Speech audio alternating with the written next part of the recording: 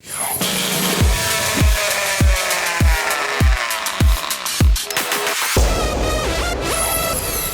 everyone, this is Pause or Repeat. Here we figure out whether a game is really worth your time and money. Today's game is Ark Raiders. Ark Raiders takes place in a post-apocalyptic world where humans have been driven underground. The surface is now ruled by the mechanical faction named Ark, which consists of a few different types of drones and robots mostly. Raiders are those who are willing to go out to the surface to scavenge for materials to bring back down to Speranza, the human underground haven. That's where the extraction shooter gameplay comes in. You play a raider alongside and contesting other raiders searching for material goods. Will you make it back to Speranza, or end up forgotten on the surface? But now the question still stands. Pause or repeat?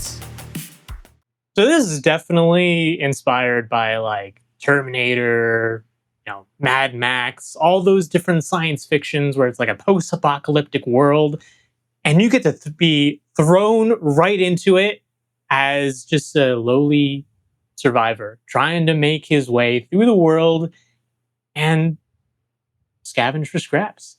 Yeah, no, basically. Everyone else has too. Yeah, but this game basically throws you in with nobody reading the instruction manual. It's probably the shortest tutorial I've ever witnessed. Yeah. And, be honest, Henrik, I mean, which is a good thing. Do you? Because I know when you hear extraction shooters, like, is it better to immediately prepare to lose all of your stuff, or just are you built differently? Well, no, in an extraction shooter, you have to go into the game expecting, okay, I'm going to lose probably a lot of stuff at one point, just due to stupidity on my part or some sort of skill issue on my part. It could be one or the other, really. And the game throwing you into the wild basically puts you in a position where that first match, unless you can make friends with some people, you're probably going to not be able to extract. Yeah, because people can be pretty brutal in this game.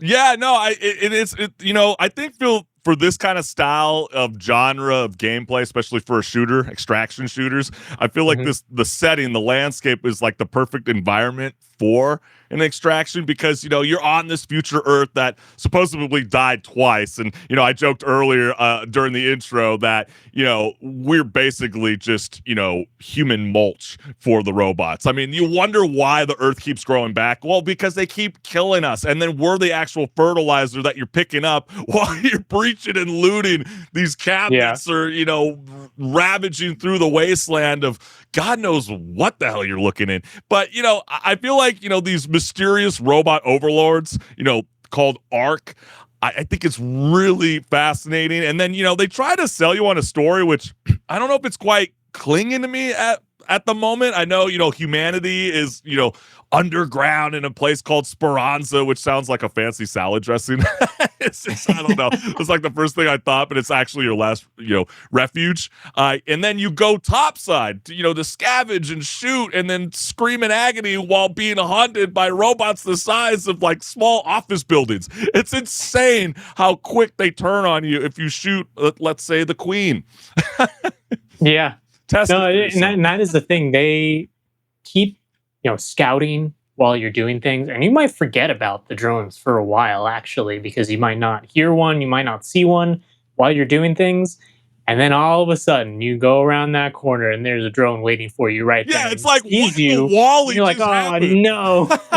Wally now grew up, you he got jacked. All right? Yeah. You know what I mean? Yeah, these robots are legit. That's what I kept envisioning. I'm like, oh my gosh, this is like a Disney rated R film. It's Wally. He grew up. He got jacked up. He's mixed in the rust and the dust. And then you see these like red neon lights that are like looking at you from the sky almost, because you have to kind of look up at some of these big ass mofos if you're kind of down low. If you're up on the dam, in the beginning of the game, you could kind of, get level to level with them, but you wouldn't want them jumping on you like a spider monkey, you know what I mean? And you'll be like standing there at moments, admiring, the sunset over this desolate wasteland, when suddenly, shabang, this like robot crab punches you into orbit. Those are some of the more hilarious moments in the game that, as much as everybody's taking the game a little seriously, kind of just spur off from the trio. Even if you're in randoms, that just kind of start shit. You're going to have the best experience doing that. And speaking of hilarious moments, I mean, this game is just one of those games that's built for just hilarious moments and also moments that make you jump in just excitement of the moment because of things like having the proximity chat. Like that is a key feature to this game that makes it so you almost have to talk to other people. And if you don't, they're probably going to shoot you. Yeah, there's Yeah. that text to well, not text, the like emote wheel where But you they can don't kind of even like teach say you that in the hello, hi, all that. tutorial, which I thought was pretty interesting Yeah. because there's going to be some gamers that are going to be mic shy. But then again, the more I think about it, Henrik, I think they did that on purpose to leave it out of the tutorial because they wanted everybody first jumping in to utilize the mic. Like you're saying, Yeah. that's what brings the pure adrenaline and anxiety to the battlefield. Yeah, and I've had plenty of moments where, I've teamed up with people in a solo match just because we run into each other and we're like, "Oh, whoa, whoa, whoa, friendly, friendly, friendly." Like, you don't shoot me, I don't shoot you. We're good. And then we end up teaming up and going and killing a couple other guys and then extracting together. Somehow that Yep. happens. Like moments like that are things that make a game memorable, and it's going to be different for each person. That's the thing that's so special about it as well, because I have that story, and then Chris is going to have a different story, and then whoever's Right. playing the game is going to have their own stories as well. And So you can play solo or in trios, and the game highly recommends that you do it in trios, which is like a polite way of saying, Henrik, you will die alone with your yeah, teammates. And you can craft, upgrade, and explore a constantly changing world where the weather, the enemies, and you're just going to be just having to embrace just a lot of insanity along the way. We really are. yeah, I mean, there's even some quirkiness too. I mean, you've probably seen the video with the ladder that just kind of sets you up for failure. I think there's a hmm lot of like little funny things in the game. I think the developers did on purpose to kind of catch you off guard. Not just the robots are going to get you, even a ladder. You'll know sooner or later. Arc Raider. yeah, yeah. You'll find it, gamers. But there was a skill tree that everybody's talking about. There's 3 branches, Henrik, right? There's Mhm. survival, mobility, and conditioning. And I don't know about you, but like none of them seemed to help me understand what the hell I was doing because I don't know. I felt like every run was slightly different. You're gonna either, And that's the point.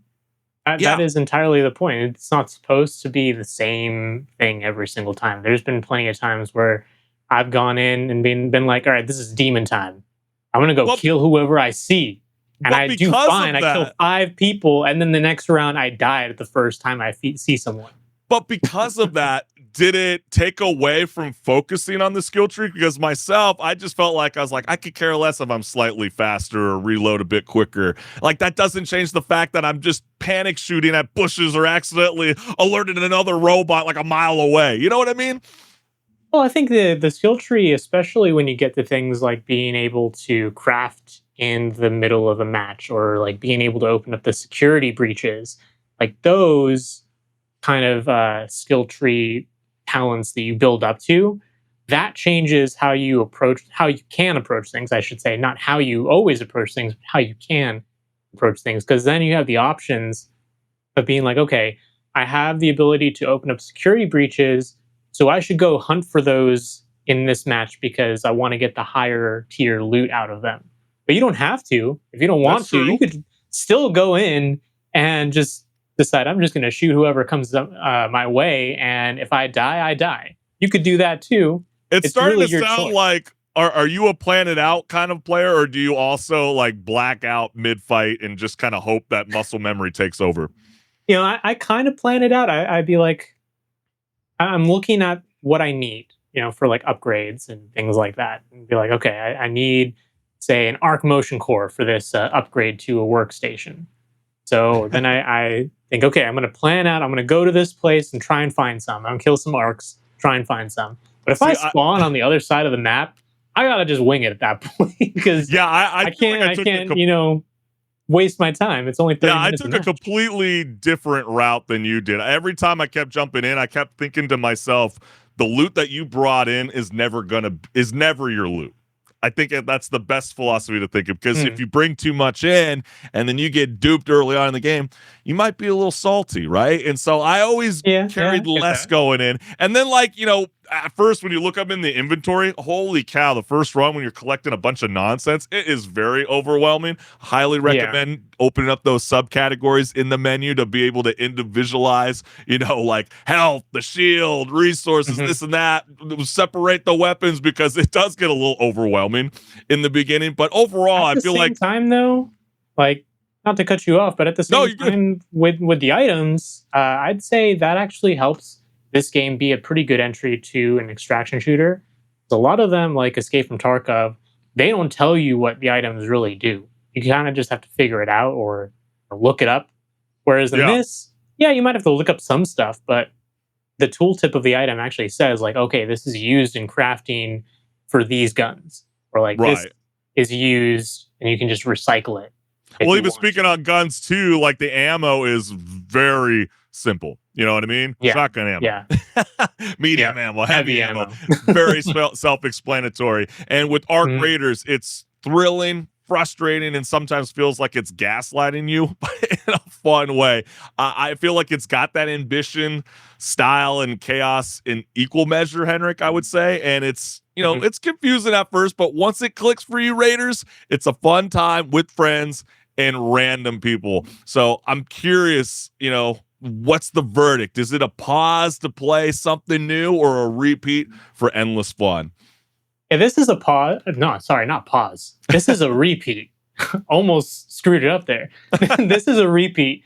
Maybe the future might not be entirely bright for the game. I know they have a 10-year plan, but as long as the game is around, I'm pretty certain people will enjoy playing it. Maybe not as much people will be playing it as there are right now in like a year, but there's going to be, I'm sure, just at least a community of people playing this game. Well, yeah, the hype is definitely real right now, where there's the huge replay value. I totally understand you. You're like, don't do what Halo just did, 10-year plan and then ended up yeah, exactly. Years. The community's already leaking where the best loot spawns, ruining the mystery in a sense, but hey, that's the internet. Hopefully it doesn't fall down like Marvel Rivals has, and that's why they have to come up with a new game mode, 18 versus 18, But will Arc Raiders last the 10-year plan, like you just said, that Embark promises? We will soon have to find out. But I'm going to have to say I am leaning towards the repeat. I think it's a lot of fun. It's definitely different. It's a lot easier of an extraction shooter to jump in for newbies like myself that aren't usually typically invested in these kind of style of shooters. But then again, we want to ask you, the gamers, how are you vibing with Arc Raiders? Is this something dope where you would recommend it to a friend? Yo, we got to jump on again. Hey, you could rock the cradle another time. Stay up all night. Or is it a pause to just go, nah, man, Black Ops 7's coming out in a couple days. I'll see you there. Let us know what's good.